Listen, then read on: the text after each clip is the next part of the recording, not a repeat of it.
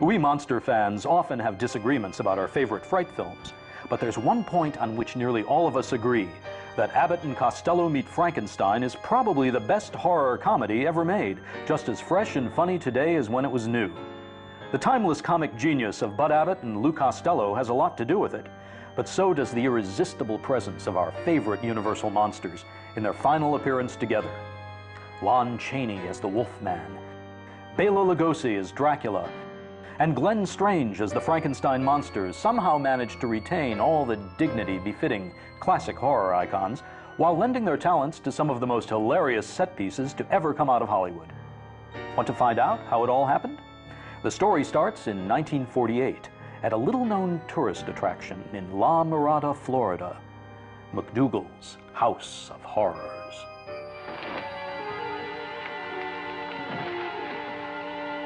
Count Dracula sleeps in this coffin, but rises every night at sunset. Chick is right. This is awful silly stuff. Although Abbott and Costello perfected the horror comedy in a popular series of films in the 1940s and 50s, humor had always been an important part of Universal's classic horror formula.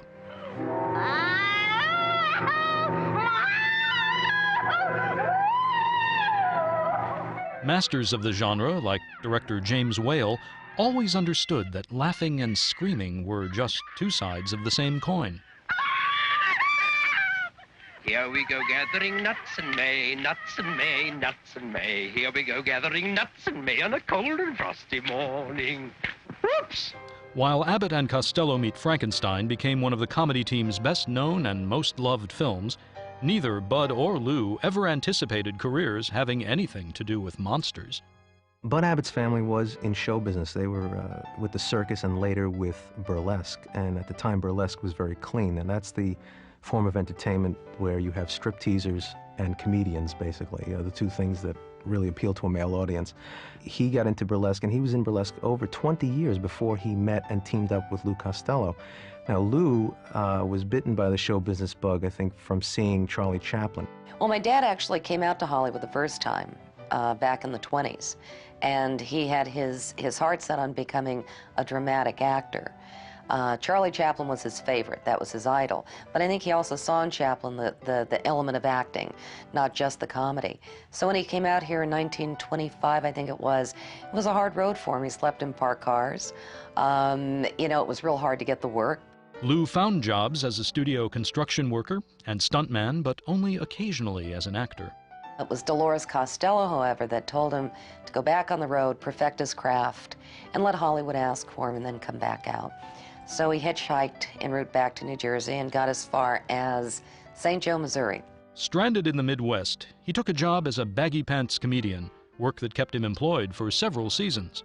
Then, on the burlesque circuit in 1936, Lou Costello met Bud Abbott. I believe Bud had taken over for my dad's straight man who was sick one night, and I guess chemistry was there and history was made. They are a classic combination that goes back to Greek comedy of contrasting styles, the short, the tall, the thin, the fat, the smart, and the dumb.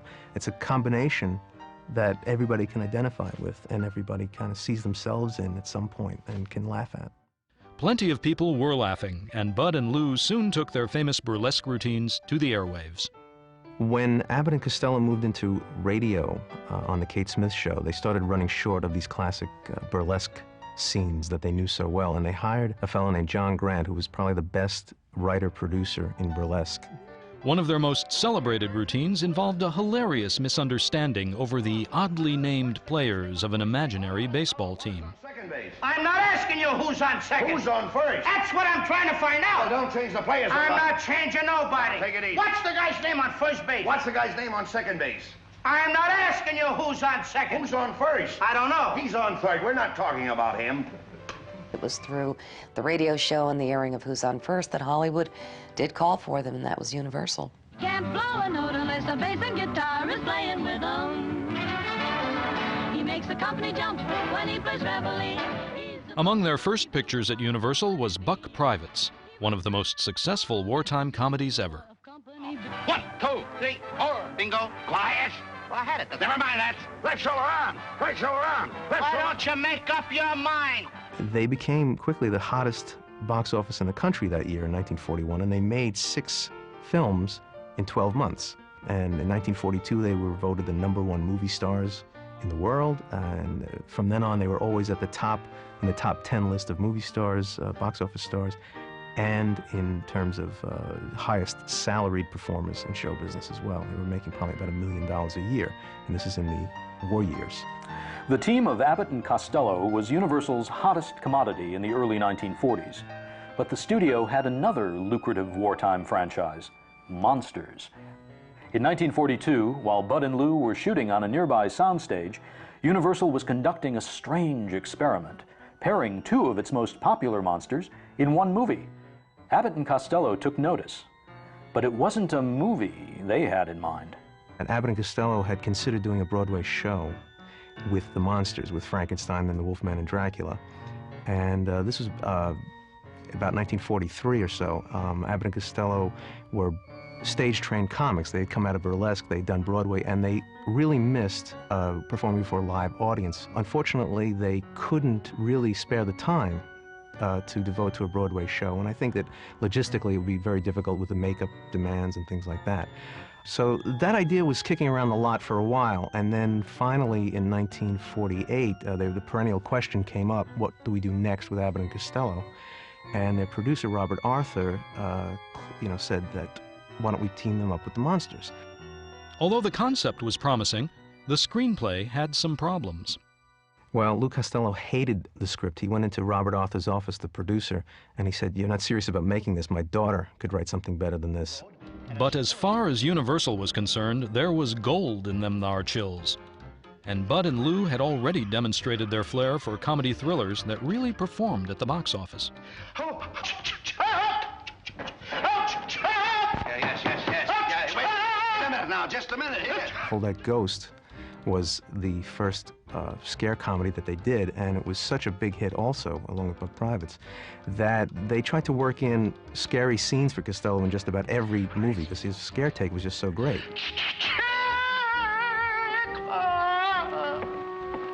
The original title of the film was The Brain of Frankenstein, and when the marketing department at Universal started hearing this title, they thought that it sounded like a straight horror picture. There was nothing to indicate it was a comedy.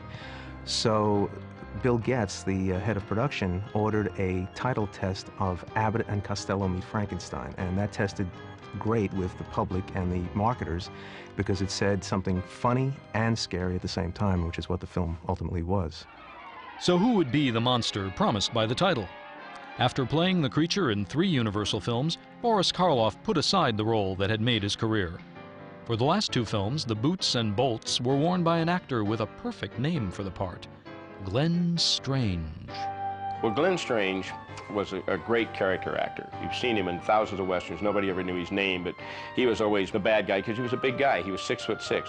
And when Jack Pierce was doing some of the work at Universal at that time, and they were going to do House of Frankenstein, and Karloff didn't want to play the monster anymore. It was one of these things that he was doing Glenn, Pierce was doing Glenn, in a pirate picture with Yvonne DiCarlo. He put a big scar on his face, and he kept looking at Glenn, and Glenn kept saying, every day he'd look at me, and he'd keep looking at me. And one day he said, will you stay over tonight? I'll pay you $25 if you stay here. I might get you a good part in the movie. So he put paper up all over the mirrors so Glenn couldn't see what was going on, and worked on him for about an hour. Glenn said he had no idea what he was doing. He said, he did a lot of stuff to my head, I know that. So they took the papers down, he saw himself, and he goes, my God, I'm Boris Karloff. And Jack had always said the craggy face that Glenn had was kind of the face he had always thought about for this monster. Universal was eager to involve Boris Karloff in the Abbott and Costello film, but the original monster had serious reservations. I think Karloff thought that the film was going to make fun of the monster, and he did not want any part in it.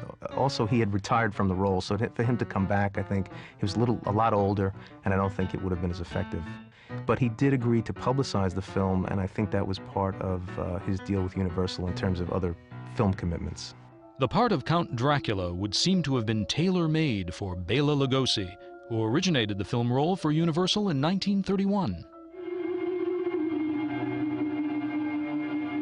There's this whole perception that Bela Lugosi played nothing in the movies at all other than Dracula. But really, even though he played other vampire characters or vampire-type characters, he only played Dracula twice. And the second time, 17 years later, is Abbott and Costello Meets Frankenstein. But the studio had other casting ideas. Well, one of the ironies about this production is that Ian Keith was considered for the role of Dracula in this film, and back in 1931, he was the first choice of Universal to play Dracula in the original as well. The whole notion that someone other than Lugosi is Dracula in this film is almost inconceivable. And fortunately, of course, saner heads prevailed, and Lugosi, again, after a long fight, just much like 1931, secured the part. The Wolfman was the only Universal monster portrayed by one actor and one actor alone, Lon Chaney. So there was no disagreement over who would play the part this time. But the transformation of Universal Studios into Universal International brought with it many disruptions with the past. Although the studio's head of makeup, Jack Pierce, was undeniably a genius, the combination of his cantankerous personality and the time-consuming nature of his makeup creations didn't sit well with Universal's new management.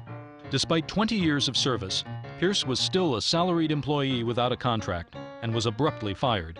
He was replaced by one of his own assistants, Bud Westmore, a pioneer in the use of cost-saving materials like molded foam rubber.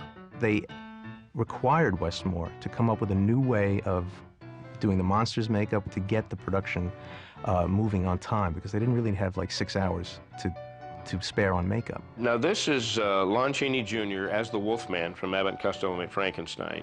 It's the nose piece, goes down here. This is the forehead piece, and they glued this on, and it was more of a mask this time than the way Pierce did it, because Pierce again did all the build-up stuff, and this was a lot more comfortable for Lon to wear, because the whole rest of this was a mask, actually. It came down over his upper lip, and they streamlined the makeup quite a bit. But here again, this was quite a bit faster to do. It probably took about an hour to put this on, which I'm sure Lon Chaney Jr. was very thrilled about. The Frankenstein monster makeup had always been particularly time-consuming. Westmore streamlined the process considerably. Now this is a very interesting piece. This is one of Glenn's actual headpieces from Abbott and Costello Meets Frankenstein. It's made of foam rubber, and it has incredible detail. Chris Mueller sculpted this, and it's very old. It's from 1948. Nobody knows why it's lasted this long. Glenn had given this to me, and he had it in a closet in a paper sack for years. Maybe that's the secret, put them in a paper sack, they'll last, I don't know. But the interesting thing about this, like with the clamps here, that nobody ever gets to see is, you can see they actually go into the head quite a bit, which is something you never got to see in any of the movies whatsoever, which is kind of interesting.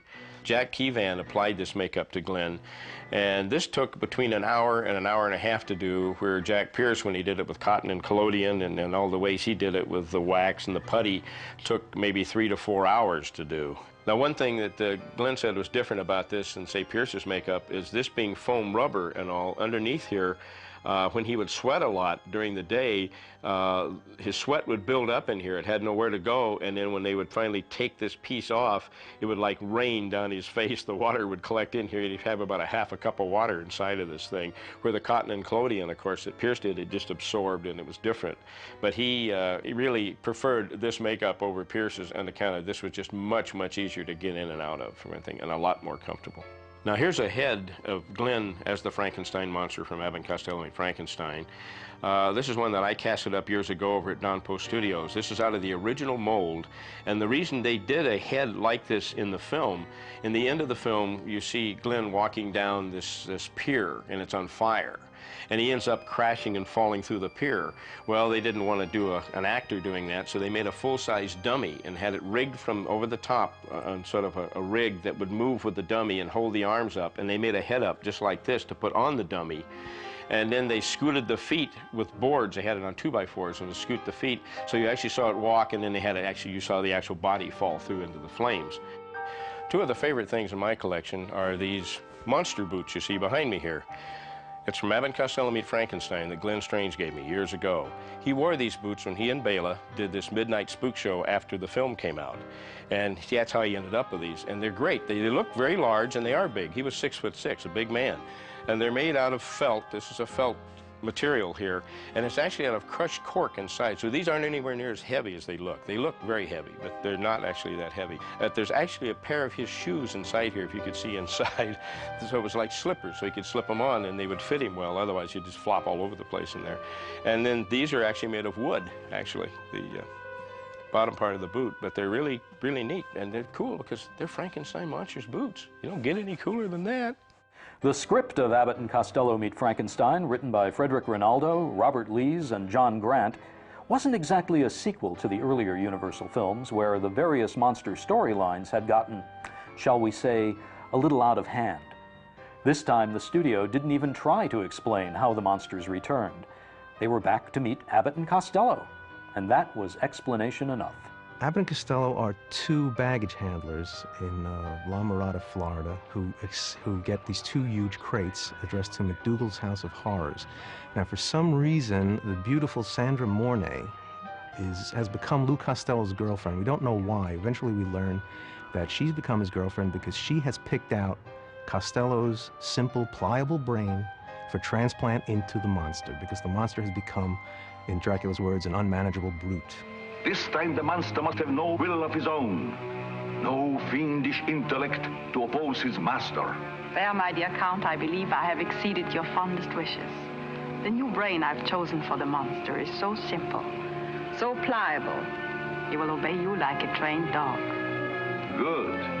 Now, Lon Chaney Jr., as the Wolfman, is on the trail of the coffin and the remains of Dracula and the monster. And he warns the boys that they would be receiving these crates and not to do anything with them. Nowadays, the Wolfman would probably have just cashed in and started a theme park. After all, where else in Florida do you find a castle like this? It's got great routines in it, but one of my favorites is at the Masquerade Ball. And it's my father, and I think Bud, and Lon Chaney Jr. And Lon Chaney is holding up the wolf's mask and says, when the moon is full, I turn into a wolf, and my father's line is, You and 20 million other guys. Great line, you know. The film included several well-established routines, slightly retooled to make room for monsters. Hold That Ghost inspired one of Meet Frankenstein's most memorable bits. The genesis, really, of Hold That Ghost was a bit that Abbott and Costello had called the moving candle gag, where Costello is sitting in front of a table reading a map, and these two candles in front of him either slide back and forth or levitate. And of course, when he calls Abbott in, Abbott never sees this going on. So that became actually a running bit, and in Meet Frankenstein, Costello always sees the monsters and Abbott doesn't. It's kind of the same kind of routine, which worked very effectively in Hold That Ghost. Now, in Meet Frankenstein specifically, they took the moving candle bit and put it on Dracula's coffin. So when the coffin starts to open, the candle slides, and they do the bit again, but in a distinctly different method. There's another scene where Costello mistakes the real Wolfman for Bud in the Wolfman mask. And of course, he pokes him, he pulls his nose and everything. And this was a standard Abbott and Costello bit that they had also done in the naughty 90s, where Abbott said, I'll put on a bear suit, I'll pretend to be a bear, and you'll wrestle me and impress people or scare people away. And of course, a real bear gets in, and Costello, unbeknownst to him, wrestles with a real bear.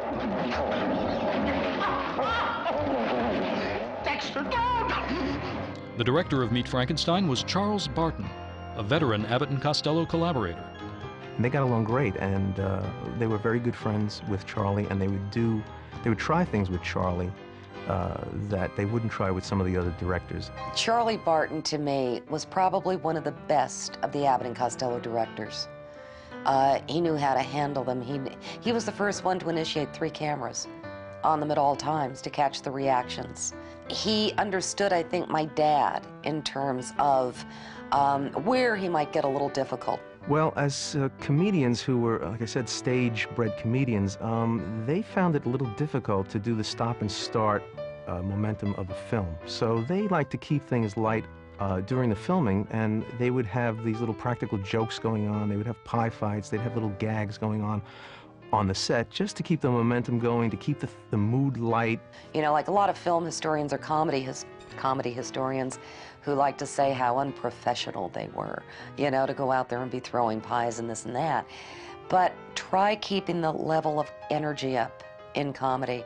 When you're sitting there with a cut, okay, action, cut, action, it was their way of keeping their energy level up. I was a young boy, I think around 10 years old, when Abbott and Costello Meet Frankenstein was made. And I have very vivid memories of being on that set. There was a lot of clowning around between takes. They actually hired people to come kid around. Abbott and Costello were always kidding around. The team's right-hand man in charge of cutting up was a professional clown named Bobby Barber. And he was a bit player, and he's been in a lot of films actually in Hollywood, but his role on the Abbott and Costello films was really as a court jester. He kept things light on the set. He would come in and break up a take just to get a laugh. He would, you know, throw pies, squirt seltzer. He'd do, you know, ridiculous stunts just to get a laugh and keep Lou and Bud amused. One of the things that Bobby liked to do, and I believe there's a scene where he comes in and interrupts them with Lon Chaney as well, but he does come down the steps following Dracula and interrupts the take. Now, the outtake cuts off very quickly, so you really don't know if Lugosi's going to turn around and deliver a punchline or he's going to start to really lay into Bobby. Glenn told me the story and did the Bela accent. When Glenn with the southern accent was pretty funny. And he did something, and Bela just looked at him and said, "We should not be kidding when we are working," and then stormed off the set. And that was it. A real professional. As far as his takes were concerned, it was one take. He knew he had practiced his lines. I watched him practice, and when he got on camera, he did it perfectly. So anybody disturbing his scene, I think, he did not appreciate. He did appreciate the seltzer bottles and the pie fights off camera, as long as he wasn't involved. He got a great kick out of it. And there's the scene where Lou comes in and sits on the monster's lap in that dungeon. And they took him forever to get through that scene because Costello would just start doing things while he's sitting on his lap, like hitting Glenn's hand, his own hand, and Glenn would start to laugh. I can't help it. And he would just finally say, "I can't get through the scene with this little guy. He just won't be serious about this." I think I was a year old when Abbott and Costello Meets Frankenstein was being made. Story has it that my mother brought me onto the set, and Glenn Strange, who played Frankenstein, loved kids. And he saw me, and he moved towards me. I get completely done up with as Frankenstein. And my sister said that you took one look at him and just screamed bloody murder to the point where I guess they had to get me off the set, you know, fast. I mean, that was it. Just broke down. Our affection for most comedians comes when we're little kids, when we see these guys, at least our generation, looking back with some sense of history. Lou is a little kid, and we really identify with his fear of monsters.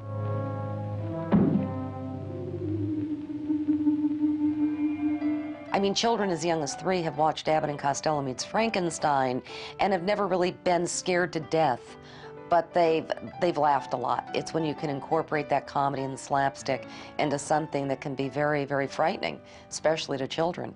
And all their films, I think, although geared for adults, boy, did they really bring in the kids. Children have always gravitated towards the classic monsters for a variety of reasons. You know, I think young people, for instance, like the Frankenstein monster because, like themselves, they're not sure of their place in the world, and they're not sure of their own origins and their own powers. Oh. Don't be afraid. He won't hurt you. And, you know, of course, the Wolfmen. There are all kinds of hormonal changes that we won't even talk about. And Dracula really has always been about the mysteries of sex and sexuality. I think young people instinctively graft on to the classic monsters for these reasons. Robert Lees, the screenwriter, said that one of his big theories was that comedy is rooted in fear. So when you have Abbott and Costello facing the monsters that probably have caused more nightmares than any other creatures ever created, you know, in fiction, you really can't miss with the comedy there. The film certainly didn't miss at the box office. It was actually the second cheapest production by Universal that year, and it turned out to be their second biggest moneymaker that year. To capitalize on the success, Universal almost immediately cast Bud and Lou in a series of scary Abbott and Costello comedies, beginning with Abbott and Costello Meet the Killer, Boris Karloff. And Boris Karloff was really signed just to really bring the Frankenstein cachet into this film. It's really a detective comedy, basically. It was written originally for Bob Hope and was adapted for Abbott and Costello. And in fact, Karloff's character in the original screenplay was a woman. Maybe you'd like to select your own means of self-destruction. How would you like to die? Foliage. Bud and Lou's next Fright Fest picked up where Abbott and Costello Meet Frankenstein left off. Now that we've seen the last of Dracula, the Wolfman and the monster, there's nobody to frighten us anymore. Oh, that's too bad. I was hoping to get in on the excitement. Who said that? Allow me to introduce myself. I'm the Invisible Man.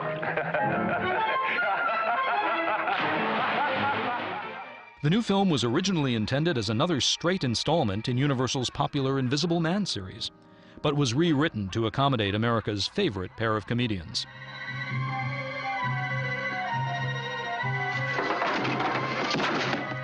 They, of course, added the Abbott and Costello routines to it, and it kept evolving. And, of course, the great scene in this is the boxing sequence, which the Invisible Man is the third man in the ring with Lou as the boxer. And then Lou's career as a boxer, you know, grows and grows because the Invisible Man's in the ring helping him.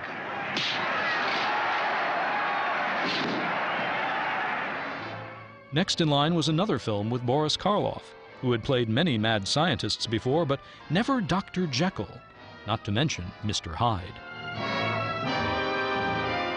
Again, that's another film that has very few Abbott and Costello routines in it. It's a lot of physical comedy. Bud and Lou whack each other over the head, and Bud takes pratfalls in it, probably more in this one film than they did in all of their previous films. So there's very little dialogue back and forth, and surprisingly, it was a huge hit. Have you seen a monster around here? Oh, I see. You can't talk with that heavy mask on. Well, here, I'll help you take it off. You see, we're looking for him for a purpose. Now, there's a reason for...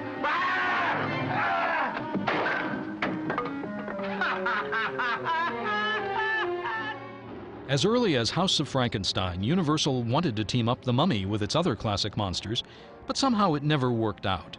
So when it came time for Bud and Lou's final horror comedy, The Mummy had to face them alone. Abbott and Costello Meet the Mummy was their last picture at Universal, actually, and it is really one of their funniest because this one uses a lot of the stock routines, but John Grant did these wonderful, clever switches on the routines and really made them fresh again.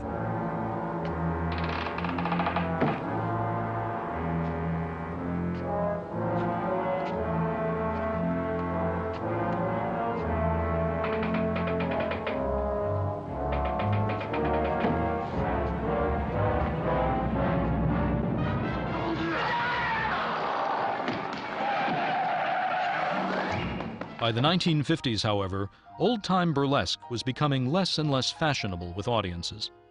I think my father started to see that the comedy was kind of coming to an end. There was a change occurring, too. You could start to see the trend was going more towards what would eventually be the Lenny Bruce comedy, you know, which would take it into a whole other realm. And my father never felt you had to be dirty to be funny. You know, and that was not the point of their comedy. Abbott and Costello were, you know, very much family men. They weren't out carousing at the nightclubs in Hollywood and things like that. Bud Abbott was married to his wife for 55 years when he died, and Lou Costello was married to his for 25 when he died.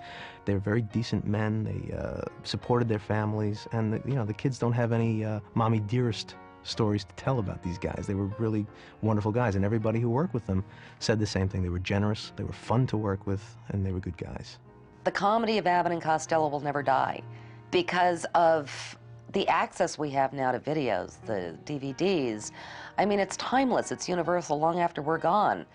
You know, there's going to be probably a small little microchip, you know, and you'll be able to watch it on your wristwatch or something, an Abbott and Costello film. My father loved electronics. He loved technology.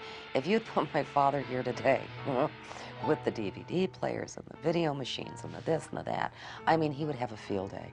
But to think of Abbott and Costello meets Frankenstein, it's kind of like you want to go back in time and you want to bring one of those flat little DVD cases and say, Dad, look at Abbott and Costello meets Frankenstein. Can you believe it's right here? You know, that would, I think, freak him out. You'd say, I have to have one of those. Strangely enough, Abbott and Costello didn't care much for the film that immortalized them, at least in the eyes of monster fans. For many of us post-war monster boomers, Abbott and Costello Meet Frankenstein was our introduction to the world of Universal Studios horror, a habit hard to kick. So, in appreciation of Universal monsters, Abbott and Costello, and that swing band era where they all came together, let's take one last musical look at those boogie-woogie boogeymen.